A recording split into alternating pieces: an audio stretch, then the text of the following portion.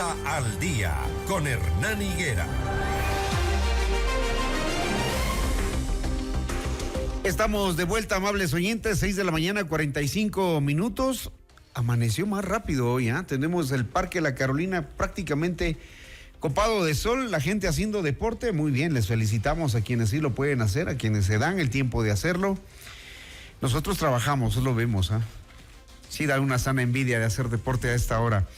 Bueno, seguimos con más noticias. El correísmo podría intentar otra vez enjuiciar políticamente a la fiscal Diana Salazar una vez que los pedidos que realizaron dos de sus legisladores fueron archivados por el Pleno de la Asamblea. Según algunos juristas, la noche del pasado lunes, en medio de gritos y reclamos, la Comisión de Fiscalización aprobó una moción para no calificar estos procesos. Vamos a hablar del tema con Jorge Peñafiel, asambleísta de Construye.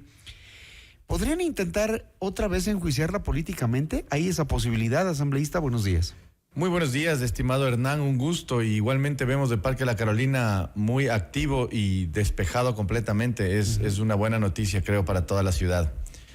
Bueno, respecto de tu pregunta, creo que ahí habría que aplicar un poco los criterios del derecho y constitucionales generales, que es que nadie puede ser juzgado dos veces por la misma causa, ¿no?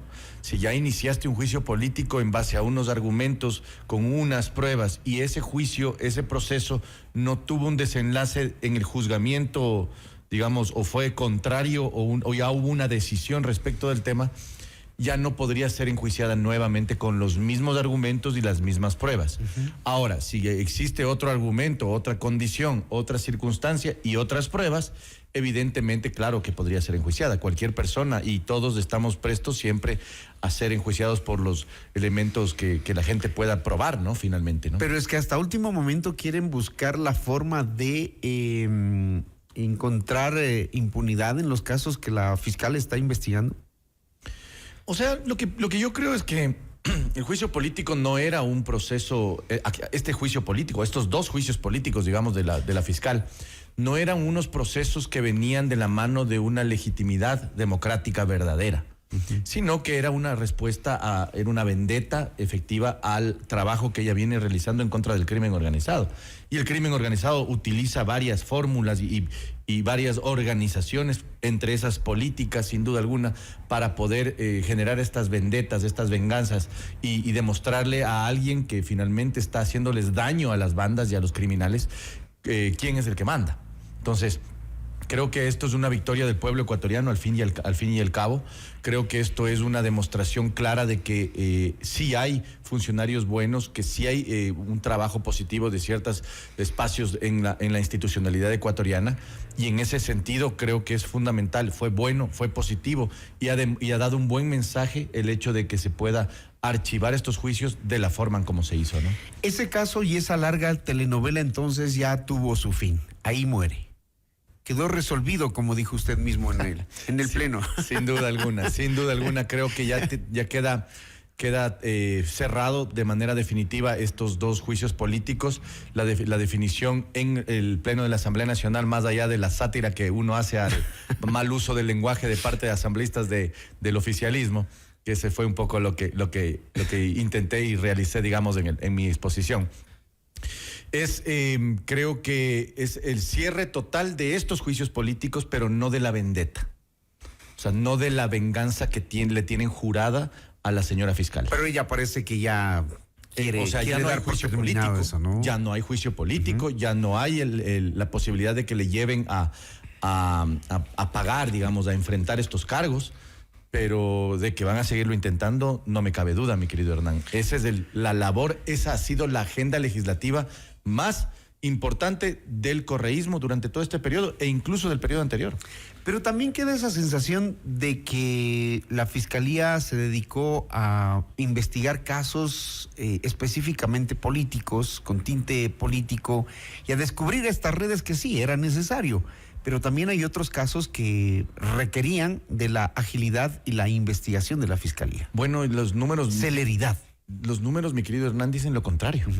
Dicen que el trabajo de la Fiscal General del Estado ha sido un trabajo probo, positivo, dinámico y además profesional.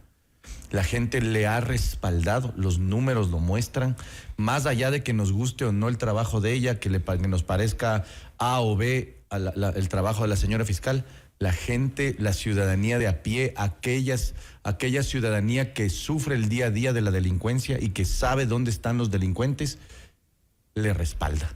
Y eso da mucha muestra de lo que verdaderamente ella viene siendo. Eso por un lado, y por otro lado, el hecho de que las venganzas se dan cuando golpeas donde les duele. Es decir, cuando efectivamente demuestras que les has golpeado es porque se te quieren venir en contra. Y eso ha pasado. A la señora fiscal general del Estado le han intentado buscar y le han intentado encontrar cualquier cosa para hacerle daño.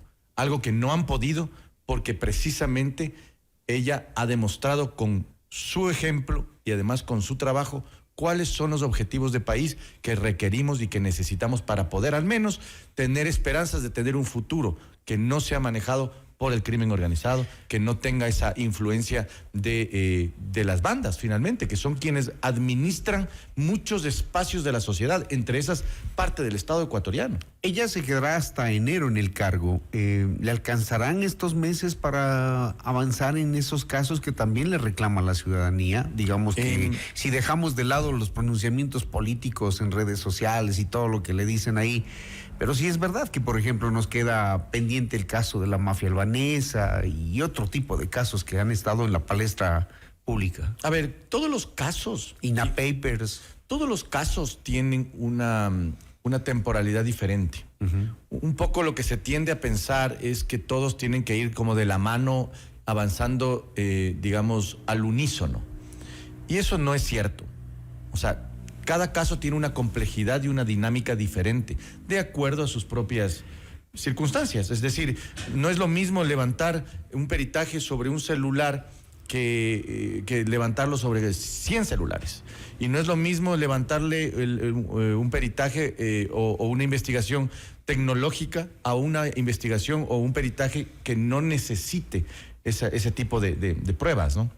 Entonces, yo creo que ahí, sin duda alguna, hay todavía mucha tela que cortar en varios casos. Ya si es que no lo alcanza la señora fiscal, tendrá que ser el nuevo fiscal. Por eso es que el nuevo fiscal y la selección del nuevo fiscal es fundamental. Es clave, claro. Sin duda. ¿Por qué? Porque quiere decir la continuidad o, digamos, el cambio del manejo de la fiscalía. O el olvido de los temas, ¿no? Y el olvido, o lo que es peor, el archivo de lo que ya se ha avanzado. Es decir, si no entendemos que el tema de la fiscalía y en general de la justicia, mi querido Hernán, el tema de la justicia en el Ecuador tiene que ser un tema técnico y profesional, manejado con certeza y con objetividad. Y la selección de un fiscal probo, de un fiscal neutral, imparcial, positivo y que venga con esa intención de destruir, de extirpar a las bandas criminales, es una necesidad ciudadana. Esa es la situación. A propósito de eso, ayer el Consejo de Participación Ciudadana mostró un borrador de reglamento que sería para elegir al nuevo o la nueva fiscal general de la Nación. ¿Qué opinas sobre esto? No lo he leído todavía. ¿Ya? Evidentemente, yo ayer estuve haciendo una agenda legislativa en Riobamba, pero yo entiendo que hay muchas intenciones de manipular los concursos. Y nuevamente volvemos a ver el hecho de que el Consejo de Participación Ciudadana no cumple su labor. No es ni siquiera de participación, porque nadie participa allí, y peor ciudadana porque todos son políticos. ¿Qué participación ciudadana ha habido? No existe la participación ciudadana, y peor aún cuando se la institucionaliza, porque el problema es de la médula, el problema es desde el origen.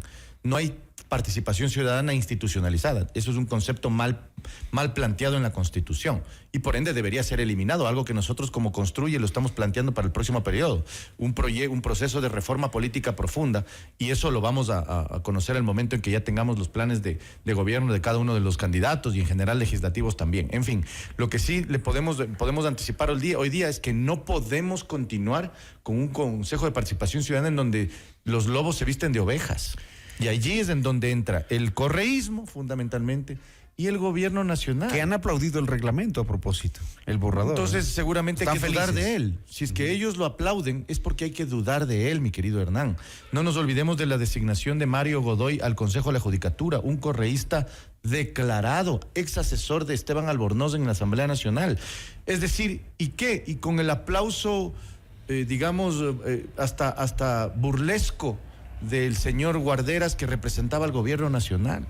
Es decir, no nos olvidemos de eso, no nos olvidemos de Fernando Yávar también, la designación de él para el concurso de la Corte Constitucional. Brazo derecho de Gustavo Yalc. Abogado de Patiño, mi querido Hernán, abogado de Ricardo Patiño. Eso es lo que el gobierno nacional ha hecho. No solo le entregó la comisión de fiscalización en la Asamblea Nacional al correísmo, sino que pactan por debajo mientras por arriba se insultan.